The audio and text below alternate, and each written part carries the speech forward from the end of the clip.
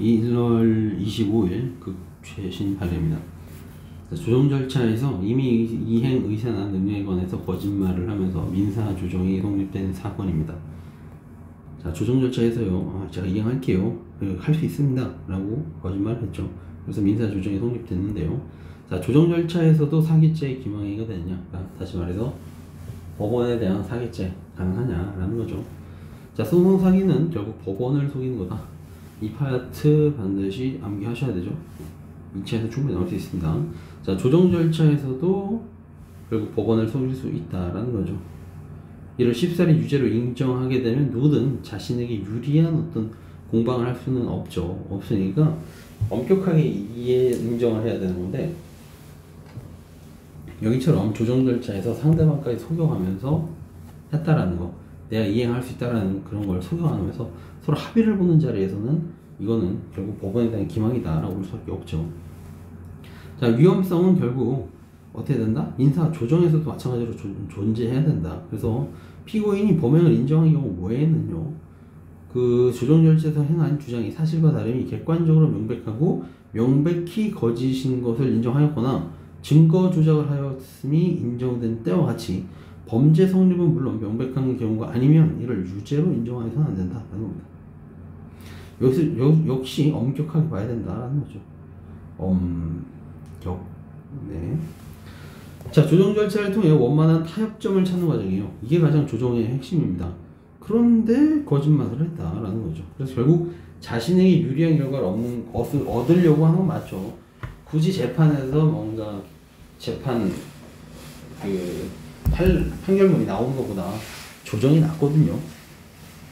그래서 허위나 다소 과장 이 정도는 괜찮지만 이게 신이치게 비춰서 용납될 수 없다라면요, 역시 기망이라고 볼 수밖에 없지 않겠냐라는 겁니다. 통상의 조정 절차는요, 조정 채무 불이행에 대한 제재 수단뿐만 아니라 소송 비용의 처리 문제나 청구 취지에 포함되지 않는 다른 어떤 분쟁의 내용도 합의가 포함될 수 있어요. 그러니까 재판은 딱 간결하죠.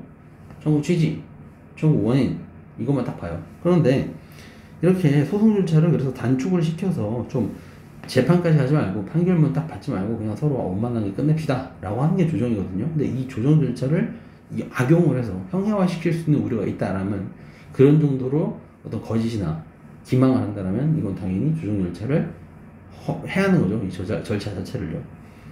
그렇기 때문에 소송 당사자가 조정에 합의한 것은 여러 가지 자기의 이해의 득실을 다 따져서 이성적 판단이라고 봐야 되지만, 변호사 등 소송 대리인이 조정 절차에 참여해서 조정이 성립한 경우에는 더욱더 그러하다. 왜? 전문가의 조력을 받았으니까요. 이 조정이 가장 좋습니다. 좋기는요. 그래서 판사들도 항상 이렇게 조정으로 끝내라고 자꾸 얘기를 해요. 그래야지 국가에도 반영이 되니까요. 조정에 따른 이행 의무 부담을 하는 피고가 조정 성립 이후 청구 원인에 관한 주된 조정 채무를 제때 이행하지 않았다는 사정.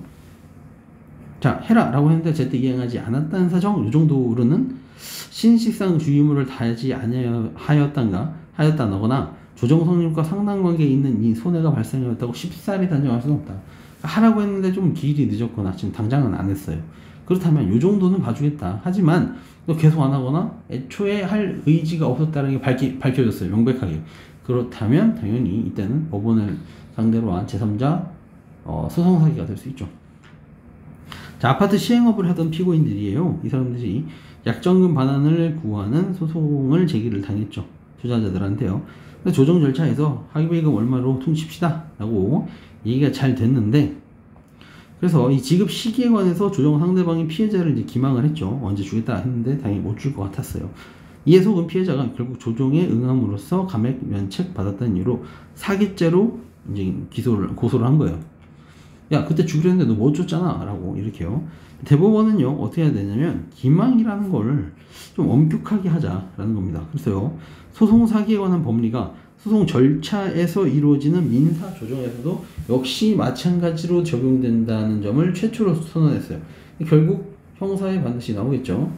민사소송 조정 과정에서도 이 사람들이 양도대금 지급 시기를 설명하지 않았다는 사정만으로, 지급 시기를 설명하지 않았다는 사정만으로 곧 기망행위가 되는 건 아니고 그로 인한 손해가 발생하였다고 할 수도 없다고 보았습니다. 되셨죠? 그러니까 이제 핵심이에요. 1차용이죠. 엄격하게 해석하자. 조정 절차에도 그게 민사 조정 절차에서도 적용이 된다. 반드시 채무를 언제 이행하겠다 또는 어떻게 이행하겠다라는 그 시기를 설명하지 않았다는 사정만으로 바로 기망이라고 볼 수는 없다라는 게 판례 입장이다라는 겁니다. 자, 여기까지 할게요.